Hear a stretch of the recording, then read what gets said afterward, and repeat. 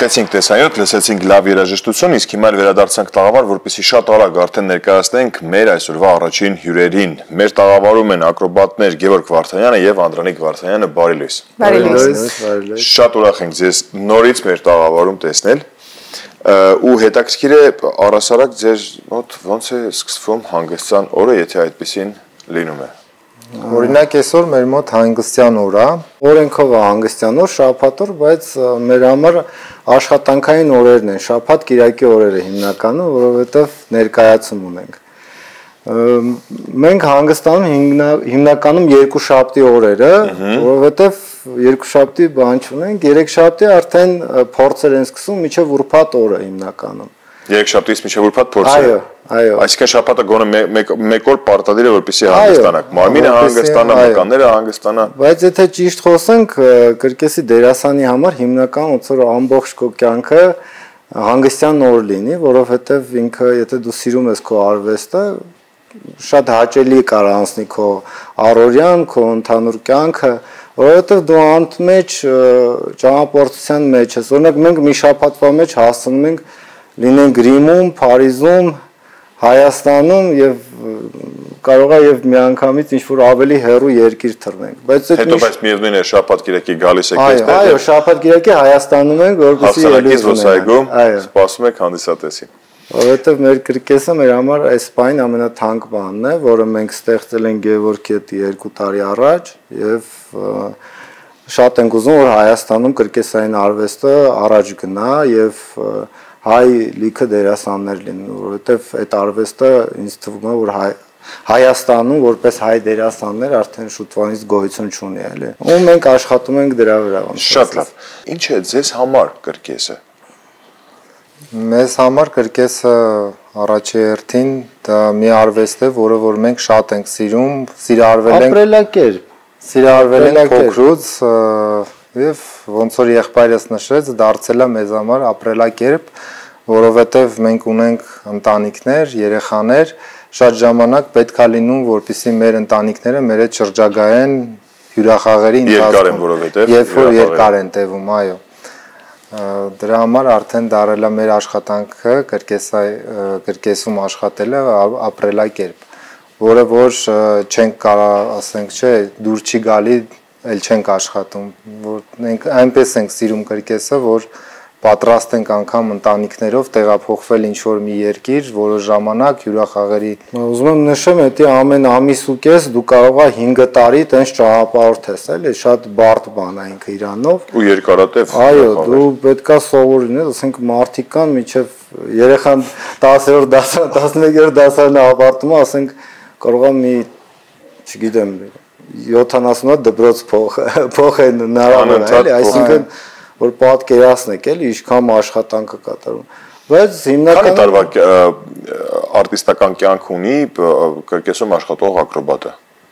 Ինձ թվում է մինչև երբ դուք կարող եք ելույթ ունենալ։ Նայեք, բարիերը ասենց կոչեմ, այդ բարիերը միշտ դնում է ինձ թվում է դերասանների առջև, որովհետև ամբողջ քո կարիերայի ժամանակ քեզ անընդմեջ տրավմաներն են խանգարում, ասենք բժիշկները ասում են վсё, էլ մի շարունակեք, բայց ես իմ փորձից կասեմ, որ այդ բարիերը ես եմ դնելու, ասենք եթե ուզենամ ես միջև 50 տարեկան ինձի ֆորմի մեջ պահեմ, դա ուղղակի քո ոնց ասած բարիերը կլինի, որ դու կդնես ու կարաս միջև այդ տարի, մեր հորեղբայրը միջև հիմա 50 քանի տարեկան է, 56 տարեկան միջև հիմա աշխատում է ու իր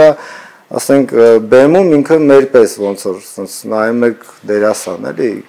էսթետիկ իհարկե ջահել որտեվ այս արվեստով երբ որ պրոֆեսիոնալ զբաղվում ես ինձ թվում է դու ջահել ես մնում էլի ասենց շատ աշխուժակ ու մարմինը միշտ ֆորմի մեջ է անտմեջ տեսնում ես նոր բաներ նոր պետություններ նոր կուլտուրաների ես ծանոթանում դրա համար ինքը քեզ միշտ տոնուսի մեջ է բանը Հիշում եք ձեր առաջին ելույթն ու առաջին ծափահարությունները։ Ես հիշում եմ առաջին անգամ ես հանդեսում ենք ելույթից։ Գևորգի իմ առաջին դասարանի հանդեսի համերն է։ Առաջին ելույթը ասեցին ոտանավոր էին տվել, ես չէի սովորել, ասի կլինի ես ուրիշ բան անեմ, ասին ինչ, ասի ես կարամ եղբորս հետ գամ ակրոբատիկա ցույցում, ասին հա ավելի լավ, տենց այդ վիդեոն մինչև հիմա ունենք, ես ու եղբայրս իրար հետ տրյուկներ էինք անում ու առաջի ծափարը տանը պարապել էիք 3 տարեկանից ես 3 տարեկան եմ, ես 4 տարեկան, մեր հորեղբայրը ոնց որ տան պայմաններում ուղղակի մեր հետ պարապել է, հա, կրկեսի դերասան լինելով Երևանի կրկեսային ժամանակ գործում էր, ինքը ելույթ էր ունենում, տունը գալիս էր մեր հետ պարապում էր, մենք եմ ասենք զալ ունենք, այդ զալում կոլցեքա կախած, սեղանը տան մեր հայկական մեծ սեղան, որ պետք է հյուրեր լինեն, այդտեղ ասենց բաներ ա կապած, որտեղից մեշկի ինչ-որ վարժություններ անել կամ թռիչքային վարժություններ, շատ դպրոցի հայաթը առավոտը մենք վազում էինք, ասենք, որ եղբայրս մեր շենքից երևում է, էլի դպրոցի հայաթը, հաշվում էր, քանի կրոք եք վազել, գալիս էինք տուն, ու հետո նոր դպրոց էինք գնում, կարելի է ասել հիմնական։ Տենց կամաց արդեն 9 տարեկանում արդեն պրոֆեսիոնալ կրկեսում մեր առաջի ելույթը եղել է մեր հարևան պետությունում, Պարսկաստանում։ Ես 9 տարեկան եմ, Գևորգը 10 տարեկան։ Իսկ եղբայրները ելույթ ունենալը դա առավելություն է, թե ինչ-որ մի բարդ փորձություն։ Բարդ փորձություն չի ասի, որովհետև քանի որ մենք փոքրուց իրար հետ ենք պարապել, մենք իրար ավելի լավ ենք զգում, ասենք ինչ-որ միտեղ, օրինակ շատ ժամանակ վարժության ընթացքում, ասենց ասեմ,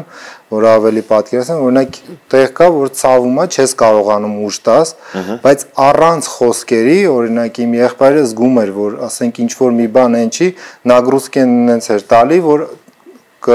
կոմպենսացիա էր անում, որ ես ավելի վնասված չստանա, էլի, ասենք էդի ես զգում եմ, էլի, որ առանց խոսքերի ինքը արդեն հասկացավ ինչ պետք է անել, դրա համար մեր համար շատ հեշտ է եղել առավելություն, այս բaragam կարելի ասել առավելություն։ Հիմնականում իհարկե մեկս մյուսին ոնց որ ասած լրացնում ենք, ես մի քիչ ավելի sense կարամ շատ արագ որոշումներ կայացնեմ, Գևորգը մի քիչ ավելի կարա ինչ-որ հանդարտացնի ինչ-որ պա, որովհետև ես կարամ շատ արագ ինչ-որ որոշ։ Մեկս մյուսին իհարկե լրացնում ենք, իհարկե։ Մենք ունենք մի համար կոչվում է ուժային ակրոբատներ։ Ընդհանրապես կրկեսային արվեստում ինքը շատ հին մի ժանր է, որը ուժեղ մարդիկ իրար հետ ինչ-որ վարժություններ են արել։ Այդ համարը մենք ունենք, ստեղծել ենք տարիների ընթացքում, որով առաջին անգամ մինուտը սլավային Փարքի րոպե հայերեն ասած հաղթողները դարձանք Մոսկվայում։ Բայց հիշում եմ, որ ձեր դանակով համարը նույնպես բավականին մեծ։ Այո, իհարկե դանակներով համեզոնքեց, այ հենց այս համարի մասին է։ Այս հնարքը մեր գրանցված է Գինեսի աշխարհի գրքի մեջ, որպես միակներով այս բալանսը կատարում է եւ ֆիքսված է 9 վայրկյան 95 միլիվայրկյան, որ ֆիքսել ենք այս տրյուկը, որը ամենաերկարն այդքան է եղել ֆիքսել։ Եվ միակն ենք ով արել է, էլի։ Տենց։ Ինչպիսի եղբայրներ եք առօրյայում։ Գործնականում հասկացանք, որ անփոխարինելի։ Առօրյայում ինձ թվում է, ասենց ամենակարճը, որ եթե մենք դրա ժամանակը ունենում ենք ինչ-որ մի բան իրար հետ առօրյայում մեր լիչնի կյանքից ինչ-որ խոսանք, հաստատ այն մյուսը, ասենք, կարող է մի 15 րոպեում, շատ չասեմ, փորձի, որ այդ հարցերը լուծի, որպեսզի այդ խնդիրը չլինի, խոսքի օրինակ։ Այդ տիպի կապված ենք, էլի մենք, այսինքն եթե ես խնդիր ունեմ, ինքը շուտ կարա այդ հարցը լուծի, իր ուժերի մեջ է անպայման կանի, այսինքն այդ։ Որ հանդիսատեսն է ձեզ ամենաշատը տպավորել եւ ինչու։ Որ երկրում էր դա կամ երկրներում գուցե։ Ճիշտ ասած, սենց կարամ ասեմ ես Հայաստանում 2 տարի ենք, սկզբից ճիշտ ասած շատ սենց ասեմ մեր համար անհասկանալի էր, ասենք ոնց կարելի են մարդիկ տենց ընդունեն, էլի։ Չնայած որ երկար տարիներ կրկես չի ելել Հայաստանում։ Լավ առումով նկատի։ Լավ առումով, օրինակ իրանց ռեակցիաներն է ինձ միշտ զարմացել, անգամ ես ներկայացման ժամանակ հազիվ եմ զսպել, որ չխնդամ, նու այնց ռեակցիաներ ա եղել, որ լավ էլի, որ ասենք սենց օրոս չա, ասենք էլի, ասենք ու բացր էլի, ու դու լսում ես, դու բան ես անում, դու հավաքվում ես, որպեսզի քո բանը անի, մեկ էլ ասենք երբ որ տենց ռեակցիաներ ես լսում, ասենք զգուշել են գոռում, խնդրում եմ զգուշել էկրան, տենց բաներ են։ Բայց սրտացավորում եմ մոտերում այո, բայց իհարկե դերասանի համար առաջի հերթին երբ որ դու ինչ որ հետադարձ ինչ որ էներգիա ես ստանում, դու հանդիսատեսից ես ստանում, այդ ժամանակ իհարկե դու միշտ ոնց որ ասած ավելի ես ոգևորվում, ավելի ես իհարկե երեխաների ռեակցիան, ասենք, թե ինչ ձևն է, իհարկե կարող է եւ դրա հետ է կապված, բայց ինձ թվում է, որ Հայաստանում հանդիսատեսը մի քիչ ջերմ է, էլի ինքը։ Այո։ Ինչը չես համատի Եվրոպայում կարող զուս բռնեն իրանց ինչ որ բան, էմոցիաներ։ Ստեղ չէ, դա իհարկե շատ լավ է։ Իսկ հանդիսատեսի հաշվի առնելով նաև ձեր շատ ելույթները, հյուրախաղերը, այդ թվում վստահ եմ, որ հանդիսատեսի շարքերում եղել են շատ հայտնի մարդիկ նաև։ Այո, հայտնի հանդիսատեսը, որ ֆիքսել եք։ Հայաստանում ոչ միայն։ Թե Հայաստանում, թե արտերկրում։ Կամ ես նշեմ, այս վերջերս պատահական չի հարցը։ Պապ Լեոն էր, ահա, որը որ մենք Վատիկանում էինք գտնվում, 70,000 հանդիսատես կար։ 70,000։ Ճիշտ ասած, ես հարցրեցի կազմակերպին, ասում եմ, իսկ ինչքանով է նորմալ, որտեվ մենք չենք կարող հագուստ հագնենք, որպեսզի ելույթ ունենալ, բեմական կոստյումը վերևը բաց է եւ վերջը։ Ասում եմ, չէ, նորմալ է, ու տենց վերջում նկարվեցինք, տենց երբ որ Ուրեմն պապի նստավարի հենց դիմաց։ Այո։ Այդ հատվածում, այդ հրապարակում մեծ արենային պատրաստել ու 70,000 մարդ հանդիսատես։ Հենց անձամբ Ռոմի պապը ելույթը ու ոչ էլ բեմական հագուստը փոխվեց։ Նկարվեցինք վերջում ես իմ հագուստով, որը որ ցուցադրում եք, նույն ձևի տենց տորսով նկարվեցինք վերջում։ Ճիշտն ասած մի քիչ զարմացել ենք, բայց ասած շնորհակալություն։ Մենք մասնակցում էինք ֆեստիվալի բանում իտալական լատինո քաղաքում Ռիմից տենց մի ժամուտ անձամբ ներկայացրեցին։ Ինչ փառատոն էր դա։ Կրկեսային համաշխարհային փառատոն, որն է ձեզ հաջողություն նույնիսկ։ Այո, դա ֆեստիվալից առաջ էր, էլի։ Իսկ ինչ արդյունքներ գրանցեցիք փառատոնում։ Փառատոնում Ուղղակի մասնակցություններ է դեռ։ Չէ, ստացանք ինչ որ ժյուրի պրիզ։ Այո, բայց մենք ներկայացնում ենք նոր մի համար, որը որ ստեղծել ենք։ Մեզ գիտեք ոնց է, կրկեսում ֆիլմի հետ համեմատենք, մի անգամից Օսկարին չես մասնակցում, էլի կամաց ինչ որ տենց ֆեստիվալներ են, որտեղ պետքա աստիճանի պես, օրինակ մեր ամենաբարձր ֆեստիվալը, որտեղ մենք պատրաստվում ենք մասնակցենք, դա Մոնտե Կարլոյի ֆեստիվալն է, որտեղ Թագուինը ինքը նստում, որպես ժյուրի անդամ, իրանց ընտանիքը Մոնակոյի։ Այո, դա կարելի ասել կրկեսային աշխարհում օլիմպիադայի նման բան է, որը որ երբ եք պատրաստվում մասնակցել։ Երբ որ հրավիրեն։ Էսա աստիճաններով, այո, արդեն կամաց բարձրանում ենք, որպեսզի 27-28 հնարավոր է։ Այսինքն իրանք միշտ 2 տարի տենց շուտ կարող է իմանանք, բայց հենց իմանանք անպայման ձեզ կհայտնենք։ Մենք կհանդիպենք։ Իհարկե։ Հնարավոր է Մոնակո։ Ձեր արվեստում յուրաքանչյուր քայլ կարող է ճակատագրական լինել։ Վարկյանների հարց է։ Ոնց չեք լարվում եւ եթե լարվում եք, ոնց եք կարողանում այդ լարվածությունը հաղթահարել։ Մասնավորապես եթե Վատիկանում ելույթ եք ունենում Ռոմի պապի առջև։ Մեկ-մեկը նենց է լինում, որ չես կարողանում կառավարել։ Անկամ մենք մասնակցել ենք թե կրկեսային փառատոնների, թե տելեշոուների ենք շատ մասնակցել, կարամ նշեմ օրինակ American Got Talent Fantasy Legion, այսինքն դա տենց տալանտների շոու է, որը որ աշխարհում շատ հայտնի է, ինձ թվում է Instagram-ում կամ Facebook-ում շատերն են Հայաստանում շատ վիդեոները։ Մենք ընդեղ ենք մասնակցել Britain's Got Talent, այսինքն ուզում եմ ասեմ Պահա գայ օրինակ պապի համար ելույթի ժամանակ անկախ քեզանից կանգնածես վրիցը քրտին կեյթում է, բայց դուսը ասենք 10 սուրտ էր, շատ սուրտ էր։ 4 աստիճան էր, առավոտ շուտ էր, որտեղ մենք ժամը 6-ին եկել էինք, որ ժամը 8-ին մոտավորապես կարող ենք մոտիկանանք բեմին, տենց բաներ ես անցնում էլի, ու այնտեղ կանգնես միջև քո գաղոտներից հետո, որ ինքը թույլատրվի ինչ-որ բաներ ցույց տան, էլի, տենց մեկը երգում է, մեկը կրկես է ցույց տալի։ Այսինքն ուզում եմ ասեմ, անկախ քեզանից իհարկե պահեր է լինում, որ բայց երբ որ դու արդեն օրինակ մեր դանակների հնարքը որ անում ենք, այդ ժամանակ դու իրավունք չունես վրիպելու, ես միշտ ասում եմ ոնց որ բանը մինա որ մանգալի է, որ իրավունք չունի սխալվելու, այդ հա կարելի է տենց դե մեկը մյուսի կյանքի պատասխանատուն է այդ բային դառնում։ Այդ բային այո։ Իմ կյանքը լիովին Գևորգի ձեռքերի մեջ է։ Եվ Գևորգին էլ այո, փոխադարձ ձեր։ Ամենահիշարժան ելույթը երբևէ որ եղել է, որ մինչև հիմա դա միշտ հիշում եք, տպավորված եք։ Արդյոք եղել է նման ելույթ։ Դա եղել է, երբ որ հաղթեցինք Մինուտը Սլավան, Փարքի րոպեն։ Ճիշտ ասած, մենք անգամ չենք մտածում, որ կարող ենք հաղթել, որովհետև այնքան շատ էր մրցակցությունը ու բոլորը Մոսկվայից են, մենք միակ հայերն ենք, որ մասնակցում ենք ու ասում ենք անհնարին է, էլի, որ մենք հաղթենք, էլի։ Ու հետո բանը հաղթողի գումարը 10 միլիոն ռուբլի էր, դա շատ մեծ գումար էր, ասենք ես այն ժամանակ հաստատ չէի հավատում, ասում էի, դա իրանցից ինչ-որ մեկին կտա, չգիտեմ, մեզ հաստատ չէ։ Մեկ այդան մեզի գույնը ցույց տան, ցենց էի մտածում։ Ուզում եմ նշել, որ երբ որ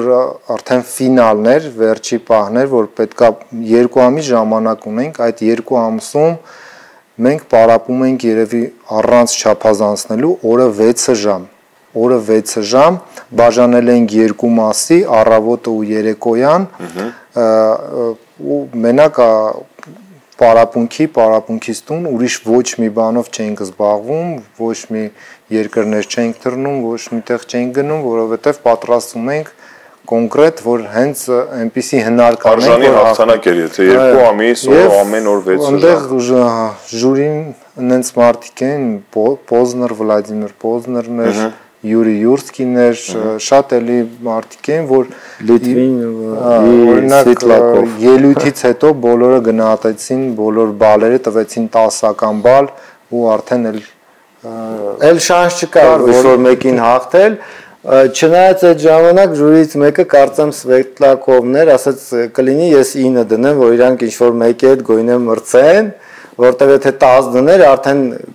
կիսաեզրափակիչում մենք արդեն որպես հաղթողներ էինք եթալով։ Երբ որ հայտարարեցին, արդեն կանգնած էին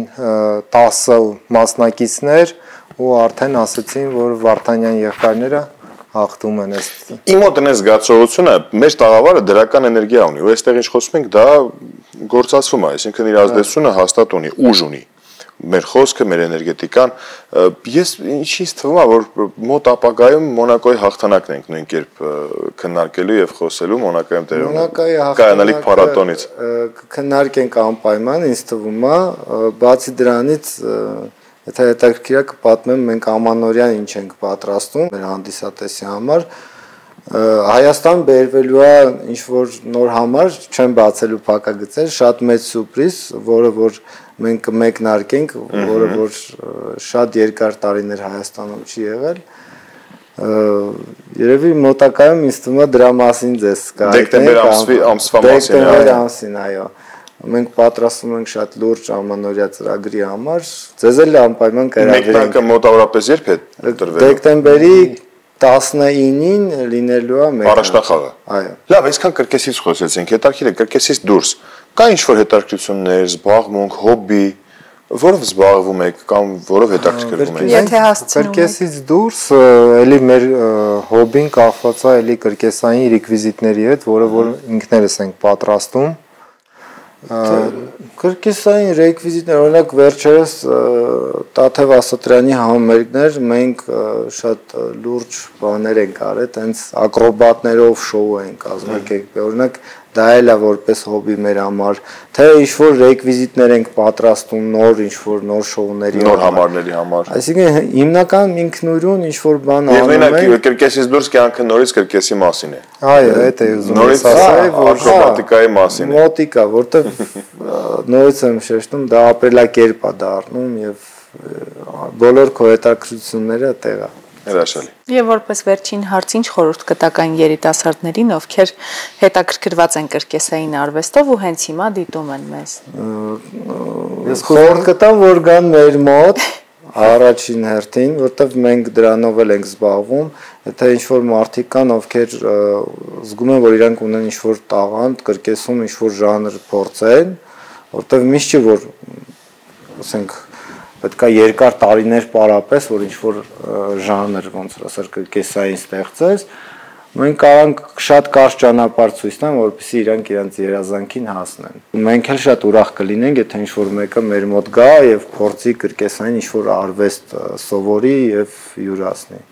Շատ շնորհակալություն ձեզ այսօրվա ելույթի համար եւ ինչու՞ չէ նաեւ վաղվա ելույթի համար հաջողություն ենք մաղթում ձեզ եւ նորանոր նոր հնարքներ, նոր ռեկորդներ, նոր հաղթանակներ ու հաջողություններ որպեսզի անընդհատ գրանցվեն։ Շնորհակալություն որ մտածեցիք ձեր տաղավար։ Սիրով։ Ձեզ լավ օրվա շարունակություն, իսկ մենք ինչ անենք։ Երաժշտություն լսենք։ Երաժշտություն լսենք եւ վերադառնանք ու շարունակենք մեր եթերը։ Մնացեք մեզ հետ։